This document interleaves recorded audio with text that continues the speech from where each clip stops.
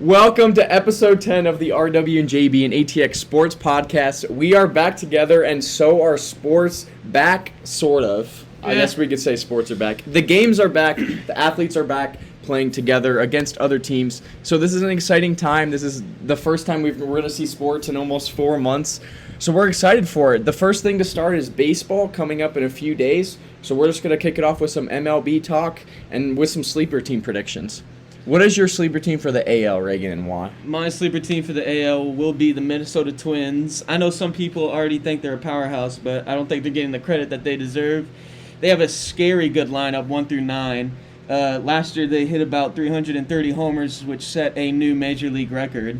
And given that they added Josh Donaldson, the home run numbers are going to skyrocket once again.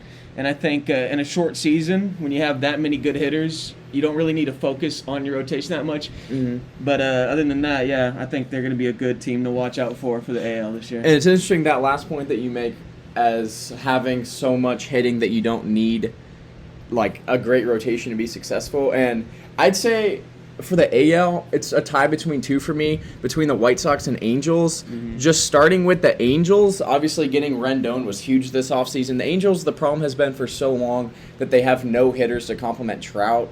I mean, Pujols kind of, but he's getting so old, and I mean, he's still hanging on, and he's still a decent hitter, but that's just been their problem for so long, and getting Rendon is going to put them over the hump so much, and that's going to help their defense too because he's incredible at third base. So I just think the Angels are going to be able to score so much sometimes that it won't even matter that they can't pitch. And then with the White Sox, they're kind of just a balanced team altogether. They had a great offseason, in my opinion. Mm-hmm. Jose Abreu now coming into a new year. Tim Anderson's a star on the uprise. They're going to have really good hitting. They got Dallas Keuchel. That's going to be amazing. They got Yasmani Grandal. So they have a lot of power in their lineup now, and they also have some pretty good starting pitching, getting James McCann, too, and their bullpen's average. So they've been a team that's been under 500 for a while now, since I think it was 2005 when they won the World Series. But since then, they've really been underperforming every year and under the 500 mark. But I think this year, maybe not make the playoffs, but I think they'll get back to maybe third place in the Central, maybe even second, and get back to around the 500 mark. Mm-hmm. What's your NL sleeper team and why? My NL sleeper team is the Cincinnati Reds. Just the way their team is structured, if everything clicks right, I think they go far into the postseason. They have a great 1 through 9 as well, and they also have a really good rotation that people don't really seem to understand. They got Trevor Bauer coming back this year. Right. They also have Amir Garrett, who's really coming up as well as a pitcher, and also their bullpen just produces heat in late innings, but. Like I said, if everything clicks, they're going to be a really scary team. Yeah, being in the NL Central, that's a division that they even could make a push for, depending on, I mean, the Brewers and Cubs and Cardinals are all at the top, but one of those teams could have a down season. No one really knows what's going to happen with any sports because of COVID and what happens when a player tests positive and that kind of thing. So it might be like some of the Cubs players test positive and then the Reds don't, and then they get to make a run for it. It's weird this season. But yeah, that's a good point with the Reds. My sleeper team for the NL is the Padres, and again, I'd say they're kind of in the same boat as the White Sox. They have a ton of young talent. They're probably not going to make the playoffs, but I think they're a team that could open a lot of eyes this season. Their rotation's really good. They're really young all around. Manny Machado's like probably one of their oldest players, even though he's not even that old, playing third base. So that's a reliable guy in the infield, and is a good guy to lead those young guys that are still learning how to play the game and stuff. And obviously Fernando Tatis is an awesome young shortstop. They have Chris Paddock and a bunch of young pitchers. Chris Paddock ironically went to our high school, and we actually got to interview him at his jersey retirement, which is an interesting fun fact. But yeah, the Padres just have a lot of talent. Most of it's young. They also have Eric Hosmer, a good veteran, just to have in that room for assistance with the young guys. But just a team with a lot of young talent. The NL West isn't the strongest, obviously, other than the Dodgers. So they could get second, third, probably not at the bottom anymore, but they could probably get back to mediocre this season, I would say. Yeah. So those are our sleeper teams for the MLB.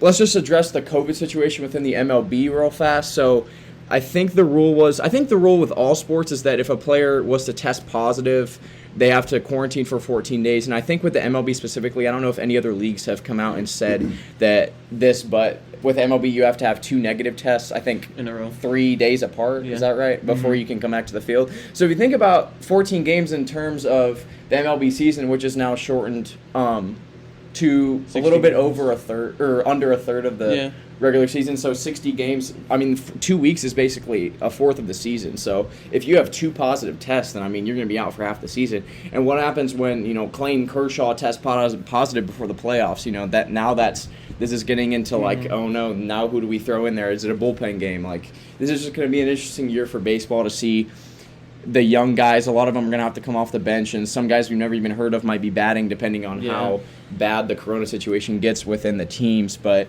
yeah, that's an interesting point, that it'll be a fourth of the season, basically, a fourth of the games at least, that they would have to miss with COVID. So let's get to our World Series prediction real fast. Reagan, go ahead. All right, so for my World Series prediction, I'm going to have to go with the New York Yankees against the Washington Nationals. Obviously, the Yankees are like studded with talent. They have Garrett Cole, who was signed for 13 years, 400 something million or something like that. Not 400, but 300. But so basically, he adds just another studded pitcher to that rotation, and the lineup is already just crazy talented. And for the Nationals, obviously World Series champions last year. A lot of people think they're not going to repeat or at least get farther because they lost Rendon. But they still have that crazy good rotation. And they also have Juan Soto, who arguably I thought maybe should have been the World Series MVP just for how good he was last year. Yeah. But other than that, that's who I have for my World Series prediction. I also have Yankees over them in 6. Oh, okay. It was interesting with the Nationals this offseason because they had to make that choice between either keeping Rendon or Strasburg. And I think they ultimately, right, yeah, I think they did too, because pitching, I think, ultimately will prevail over hitting in the end. For my World Series prediction, I'm just going to go with the favorite choice and go Yankees-Dodgers. I think especially in such a weird season where a lot of like teams that maybe could be good, like we talked about earlier with these sleeper teams, like that could be good, but in a 60-game season, like, can they get over the 500 hump? Can they make the playoffs? Like, it's just going to be weird to see like really teams that are average just come up and make the playoffs and maybe even go far like the Nationals did last season in a shortened season. So I think just the teams like the Yankees and Dodgers that are totally like more experienced than other teams in their leagues, even though the Dodgers the past few years have choked, and I mean so have the Yankees. But I mean the MLB really needs a New York versus LA series right now with everything on the line. I mean that's gonna be high ratings. That's gonna be money for them. And I think they probably ultimately want that to happen. I don't know if that's gonna end up being what it is, but I think if it is, the Yankees will probably win the series, probably in about 6 or 7 games. Yeah, I'd agree. Just because that rotation is so good, and I don't know if I'm to the point where I trust the Dodgers totally yet, because they've been to the series, they've been to the playoffs, and they just continue to choke. So I don't know. I'll just go Yankees in 6 in the series. So since we're going chronologically with when sports return, let's just go to the next thing, which is the NBA to return on July 30th.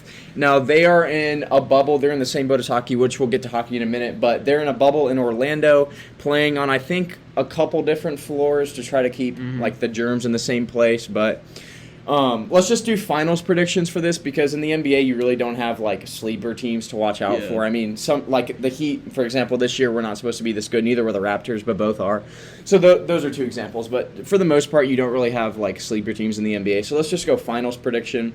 I think we're both going to go Lakers-Bucks because in another weird season, like for the NBA, the previous records don't even matter. So it doesn't matter like how much better the Lakers were than the 8th seed. It just matters now the seeding, and now they get to play weaker opponents in the rest of the regular season games. And I think especially with this, the first event that went bad this year was the death of Kobe Bryant. I think the Lakers are determined more than ever, especially LeBron, who is such close friends with Kobe. I think the Lakers are really determined to get it done, and I think they will ultimately, even though it won't feel the same, like doing it in front of their home fans and playing finals games there. It'll still be a title for them in the end, and I think they ultimately do it over the Bucks probably from the East. I'd agree there. I give props to Milwaukee. They are a great team with Giannis. I mean, he's cold. We haven't really seen someone with his talent in a while. I think he's going to be great for a long time. But just with LeBron and his supporting cast, I mean, just the starting five for the Lakers are going to be too much for Giannis. But I think they get close, and I think the Lakers take it in 6. Do you think there's any chance the Clippers can beat the Lakers? There's a small chance. If Kawhi can come, like, just get in his element, there's definitely a chance. Kawhi's just scary. They have. He gets in that element. Well, I guess now the season's kind of different than the old regular season was. But the Clippers, if you remember, were actually playing them pretty tough all year. The Clippers revolve around defense, which is what I love about how they play. They're kind of like the old Spurs. They play like a college basketball style of game, and they play great defense. So I think that, honestly, the Clippers might have a good chance to beat the Lakers, but I don't know, again, with this weird season. I'll just take the favorite pick and go Lakers. So, again, I think the Clippers are probably the only team that has a chance to beat the Lakers in the Western Conference bracket. I think in the Eastern Conference bracket, like last season, I think the Raptors might be the team to watch out for. I know the Celtics and Heat probably have more raw talent than the Raptors do, but the Raptors are so well coached, and everyone thought after they lost Kawhi last season that it was over and they would just be in a rebuild mode now, but that hasn't been the case at all. Their young players have really stepped up. Siakam has been really good. Lowry obviously has been great. They play really good defense just like the Clippers, and they're so well coached by Nick Nurse that they honestly could challenge any team. But in the end, I don't know if this season without Kawhi they have enough talent to go over the Bucks in a series, so that's why I'll take the Bucks. So the next thing to start after NBA would be the National Hockey League. Now, before we get into sleeper teams and picks and all that, I just wanted to address the Canadian government said, well, they denied the Blue Jays' request to play at Rogers Center. So I think they're going to end up playing in Buffalo probably, or maybe at maybe at their spring training site or something. Yeah. But I think it's funny because Canada literally has 2 bubbles for the Eastern teams in the National Hockey League, and then for the Western teams, one in Toronto and the other one in Edmonton, I believe it is. So it's funny, like they were like, yes, let's have all the hockey, but not have any baseball. But in their defense, with the Blue Jays, with baseball, you would have teams coming in and out of the country between the States and Canada. So I guess that makes sense to an extent, but it's funny because they wanted their hockey. So let's start out in the Eastern Conference. My sleeper team to watch out for is the New York Rangers. Now, this is a team that a lot of hockey fans were surprised by with how much talent they were able to add this offseason, especially with the addition of Artemi Panarin. So this team has a lot of talent on it, but for some reason in the regular season they didn't really play up to potential. They have a very experienced goaltender in Henrik Lundqvist. Took them to the Cup final. I think it was 2014 when they lost to the Kings. But they have a really experienced roster. Mika Zibanejad's a really experienced player. Kakko, the number 2 pick, I believe it was, from a couple years ago, is a great young player. The team has a lot of talent on it and also a lot of experience, which I think in hockey is what you really want. You want a good combination of veteran players and young players that will complement each other's skill sets. I think even though the Rangers have to play like probably hard competitions, as they're going to be a low seed in the new way the bubble's working in the NHL playoffs, I think they could make a run for it. The NHL figured out, I think, the most confusing method of having their season restart. I think everyone could agree on. If you look at the format, it's normally the Stanley Cup playoffs will be formatted like the NBA playoffs, and it'll just be a tournament style. But now with the bubble, they added in, I think, like 4 extra teams, and they're saying that they're going to reseed after every round, and there's like the round robin teams, the top 4 seeds in each conference, and then the rest of the teams that were wild carded below, and then each round they'll reseed depending on how you do in your round, and then play the whatever seeded team after that. Like it's really confusing and it's a mess. The bottom line is, if you're a fan of, say, the Stars, like we both are, then you want the Stars to win as many games as they can so they'll have easier competition. I guess that's the way to look at it. But yeah, the NHL did not do their fans a favor in the way that they formatted their playoffs. So then in the Western Conference, who's your sleeper team to watch out for? For the Western Conference, I'm going to pick the Chicago Blackhawks. Like you said, with veteranship and experience, they have a lot of that in Patrick Kane and their veteran goaltender in Corey Crawford. Yeah. So I think with the experience and how weird the season's going to be, I think you're going to need a lot of experience to get like through this season and all that, and that's why I'm going to take the Blackhawks as a sleeper team. Yeah, surprisingly, the Blackhawks it kind of reminds me of what the Spurs did a long time ago in the NBA. The Blackhawks have kept their young nucleus. Well, I guess they're not young anymore, but they've kept their nucleus of players together for a while and like had numerous successful years and a couple Stanley Cup winning seasons. And surprisingly, they're still together. Jonathan Taves is still pretty young, but a lot of these guys are getting up in age. They still have Duncan Keith, who's been in the league like forever, it seems. A lot of these guys, like you said, Corey Crawford. Yeah, the Blackhawks could be a team to make a run for us, especially given how much experience is on that roster. My sleeper team, well, not really a sleeper team, but my pick to ultimately win the Western Conference, I'd say, is the Edmonton Oilers. And they're in the same boat as the Rangers for me. Like, so much talent, just not a lot of production and not a lot of wins. This season was a little bit different. I think they were second in the Pacific whenever the season ended. I might be wrong on that, but obviously Connor McDavid, Leon Draisaitl, Ryan Nugent-Hopkins, that's a great trio right there just on your first line. And then add on top of that all the experience on this roster, and they're going to be on home ice for the entire Western Conference playoffs. This could be a team that could, I think, win the Stanley Cup in the end just by playing on home ice, when it comes down to it. So that's my pick to win the West. Not really a sleeper pick, but that's who I'm going to take as a team to watch out for. And then the Eastern Conference, I'll just say the Capitals, another team that has so much experience like the Blackhawks, but we've seen performance with them. They won the Cup a few years ago. Obviously, Alexander Ovechkin's probably the best player in the league. They have so many veterans on that roster, just so much talent, a great goaltender. So I think the Capitals will probably beat the Oilers in the Stanley Cup final when it's all said and done. For the Western Conference, it's not like you made a team to watch out for where there really wasn't a sleeper, so I'm also going to do that here. I'm going to choose the Dallas Stars. You can call me a homer if you want, but still, the talent on that team is there. It needs to connect. Right. And it almost did last year in the double overtime, I think, of the Game conference 7 final against the Blues, but they just fell short. They were tired. You could see it. But this year, I think they're going to be hungry. This weird season plays into their favor, I think. And because of that, I think they're going to go far, and I think they actually make it to the Cup final. Yeah, I think that's a good point. With the Stars, the thing to watch is they have two really good goaltenders. I think they typically switch off every game. Ben Bishop and Anton Khudobin, I think is how you say his name. So again, with all this COVID stuff, if one of them tests positive, thankfully for them, they won't have a letdown between their starting goalie and their backup goalie because basically they're both starters and they complement each other so well. So yeah, that could play to the Stars' favor, I think, really well. For the Eastern Conference, I'm going to choose the Boston Bruins. That team just is always good, it seems like. They fell short in Game 7 of the Cup final last year against the Blues, and I think they're going to be very hungry to get back there and actually win it this year. Yeah, they were on a tear whenever the season ended, just like destroying opponents left and right. Tuukka Rask, a great goaltender. I think that's a great pick. Yeah. Who do you think is going to win in the end? The Bruins? Probably over the Stars? Yeah, I think the Stars, they're going to get there, but I think they're going to fall short. And they'll get experience, but in the end, I think it's going to be Bruins because they've been there before. Okay, I like that pick. So NFL now, some NFL talk. NFL players are supposed to report to training camp in the coming days, but just today a bunch of players are saying we don't know what the heck is supposed to happen because apparently the NFL has given no guidelines, no requirements, nothing to the teams, to the players, to anybody, so the players don't know. Like with the MLB, the players know exactly like when they're testing, what happens when they test positive. The NFL players have no idea. They don't even know how the training camp is going to be structured, because I think they already set guidelines saying that in team meetings you can have only 10 people or something. Yeah. It's limited everywhere. I don't know how they're going to have like scrimmages against their own team, like offense versus defense type of thing.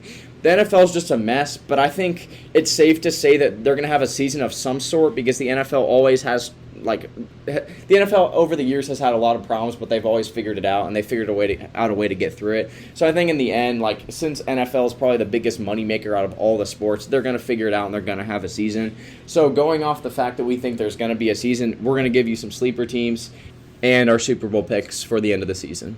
Yeah, before we get into that, I'd also like to add that the NFL did just a terrible job at planning. They had the most amount of time to plan, and they also had the opportunity to see 3 different leagues prepare for this. And the fact that they don't have a set-in-stone plan really just shows how bad the NFL has fumbled this. Right, yeah. And with that, I'd like to get into my sleeper teams. So for the AFC, I'm going to choose the Cleveland Browns. Now, last year was really just strange because they had the talent. They had a great amount of talent. Just, I think the coaching and the chemistry wasn't all there. And because of that, everything kind of went downhill. But they got a new coach this offseason, and you also get Nick Chubb, who's starting to really break out. You also have Kareem Hunt, which if he breaks out into what he was with the Chiefs, you could have potentially 2 1,000-yard rushers, which is really rare to see in the NFL. And you also have OBJ, Jarvis Landry. Those two are really good wide receivers. And you also have Baker Mayfield, who had a great rookie season, but did have a sophomore slump. But I think he can bounce back immensely. And that's why I'm going to take the Browns for the AFC. Yeah, with the Browns, the thing is this season there shouldn't be any excuses. Now, teams with a new head coach are going to be inherently at a disadvantage, given that they haven't had any offseason really of practicing the new plays and stuff. But I think overall, I think Stefanski is a good enough coach to make the guys learn the plays and show the players what they expect of them to do, like, whenever the season happens. So I think there shouldn't be any excuses for the Browns this season. Obviously, maybe COVID, like if Baker Mayfield gets COVID for the whole season, then that might be an excuse. But the offensive line was horrible last year, and now it's improved, at least on paper. So that shouldn't be an excuse anymore. There's talent all over the ball, even on defense. I like that pick as a sleeper team. I'm going to go a different route and say the Broncos in the AFC are a team to watch out for. They really, I think, had the draft board fall to them in the draft. I don't think anyone thought they could get Jerry Jeudy at 15, but they ended up getting him to pair with Courtland Sutton and Noah Fant in the receiver room. Fant's a tight end, but they have a lot of young talent now on the offensive side of the ball, and they obviously throw Melvin Ingram into the mix. Yeah. So they, with the Browns now, probably have the 2 best collective backfields in the NFL, because they'll have Melvin Gordon and Phillip Lindsay. Yeah, two really good backs there. And also on defense, the Broncos are absolutely insane. Justin Simmons is a great up-and-coming safety in the league. Really obviously, Von Miller and Bradley Chubb. Yeah, their defensive line is going to be absolutely insane. They traded, I believe it was a 7th-round pick, and got Jarrell Casey from the Titans. I don't know what the Titans were thinking. Probably just wanted to drop the salary for him. But whatever the case is, the Broncos are like, yes, please, and with a side of fries, because that was insane. And their defense is going to be so good. They also have A.J. Boye and a good young tandem of corners. This could be a team, though, like last season, that has so much talent and they don't perform well, like the Browns were last season. So that could be something to watch out for. When I did my NFL playoff predictions, I had them going 10-6 because they don't play that hard of a schedule, and their division, other than the Chiefs, isn't expected to be great. Even though I'm kind of high on the Chargers this season, I don't think the Raiders are going to be much. Yeah. But I think the Broncos could challenge and get one of the wild card spots, obviously, even though the Chiefs are going to win the division. In the NFC, who's your sleeper team and why? I have the Arizona Cardinals. That team also has a lot of talent on paper. They got DeAndre Hopkins, an arguably best wide receiver in the NFL from the Texans, for a bag of chips, basically, which sucks to say as a Texans fan. But we're not talking about the Texans. We're going to talk about the Cardinals. That was a good trade for them. And when you have Kyler Murray and you give him 2 really good weapons in DeAndre Hopkins and Larry Fitzgerald, those 2 are really good wide receivers. Right. So Kyler's really going to get a lot of good production out of those 2. You have Kenyon Drake. Yeah, Kenyon Drake, of course. He popped off last year for the Dolphins for the first half, and then came to the Cardinals in the second. And they also got Isaiah Simmons, potentially one of the best defensive players that came out of the draft last year. Fell to them at 8, I believe. And he's really going to produce for them for this upcoming year. And that's why I have them as a sleeper team. They also have Patrick Peterson. Yes, they could be pretty good. The NFC West, I think, is going to be the best division, though. The only reason I'm not saying the Cardinals as a sleeper team, even though they have so much talent, is 4 of their games are against the Niners. The Niners twice, I should say. The Seahawks and even the Rams are respectable. If they win like 2 of those, then they're fine. Yeah, true. Which I think they can. Yeah, but that division is just going to be so tough. I agree. I'm going to go a different route. My sleeper team in the NFC, and it's mostly because of the division they're in, is the Detroit Lions. I think the NFC North, maybe along with the AFC South, are probably the 2 divisions that are wide open and no one really knows what's going to happen.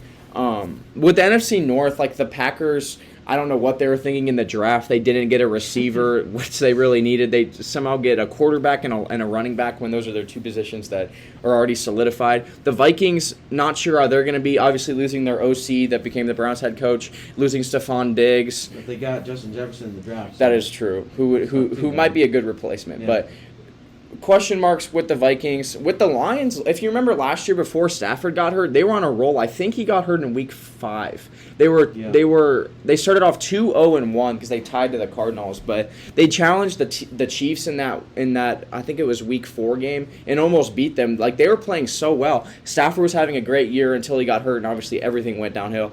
But that might be a light at the end of the tunnel for them because they get Jeff Okudah in the draft, one of the best corners like ever probably to come out of college.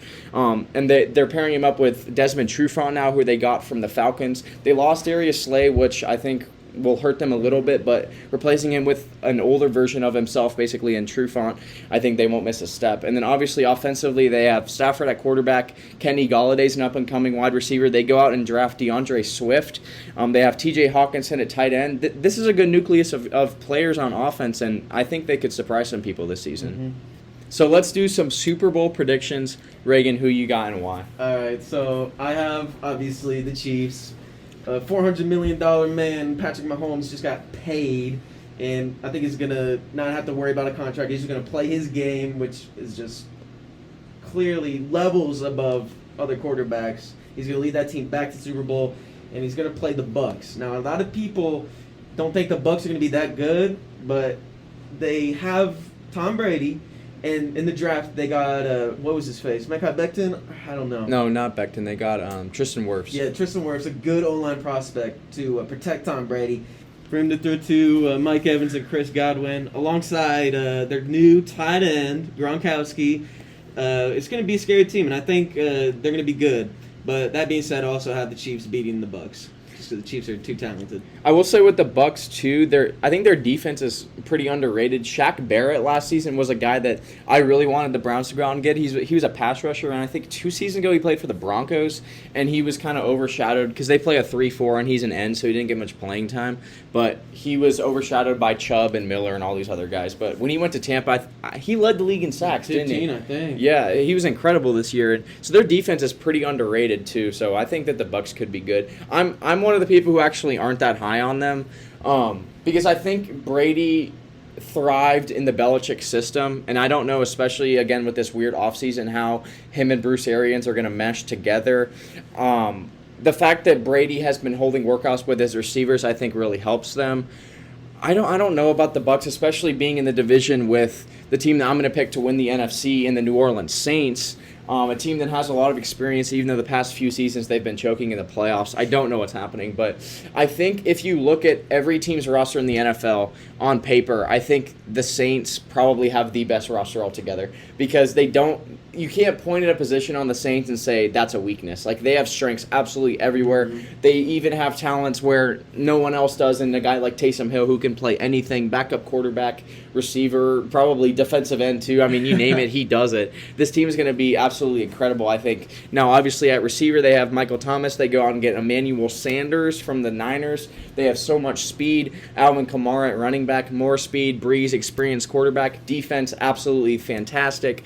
I'm going to take the Saints to not choke this season and win the NFC. And in the AFC, I'll go a different route and say the Ravens because last season I think everyone was kind of disappointed in how Lamar played in the playoffs. I think it's going to be different. Yeah, I think it's going to be different now. But I think in the AFC, the Ravens probably have the best roster, kind of like the Saints do. They don't really have a weakness anywhere. Except at receiver, but they don't really throw the ball, so I don't think it really hurts them. It doesn't really hurt them in the end. But Hollywood Brown had a pretty good rookie campaign for him. But yeah, I think Lamar's just going to be awesome this season. In the playoffs, they're going to have to. If they get the bye, they're going to be the only team with a bye now with the new CBA agreement, and they're going to have weaker competition all season as they play the easiest schedule in the league, which is I don't know how that happened, but thanks, Roger. The easiest schedule in the league. Whereas the Chiefs, I think, are like in the middle. So I think in the end, the Ravens will probably go 13-3 versus the Chiefs like 12-4. It'll be tit for tat on that, but I think the Ravens will probably end up winning the AFC. I'll take the Saints to win the Super Bowl over them, though. I just think more experience for Breeze, more experience on the roster than the Ravens have. But the Ravens are a very exciting team to watch, and I think that would be an awesome Super Bowl, even if there's no fans. Before we end what could be our last podcast for a while, I just wanted to talk about what in the world is going on in Washington, D.C. right now. I mean, right off the bat, you have Donald Trump. So that's one crazy thing to start with. Yeah. Now, then you have what's happening with the NFL team. No one knows. They're supposed to get a new team name now. Dan Snyder said a few years ago that he would never change the name, but now when his sponsors are not giving him money anymore, now money's talking, and he's saying, okay, let's do it. But they still don't have a name, and the season's supposed to start in a week with training camp. So no one knows what's happening there. Then now they have a bunch of sexual assault allegations coming out about their front office that no one heard of before, but now the women are coming forward. I think it was 15 women came forward and said that the coaches were in on having them pimped out. Yeah, pimped to other teams, peoples, and yeah. I don't know. It's a mess with Washington. And I just think it's funny because in that city with the sports teams, you have two teams that seem to always be horrible, and the Redskins and Wizards. And then you have two teams in the Capitals and Nationals that are winning championships. Like the past 2 seasons, one of them has won.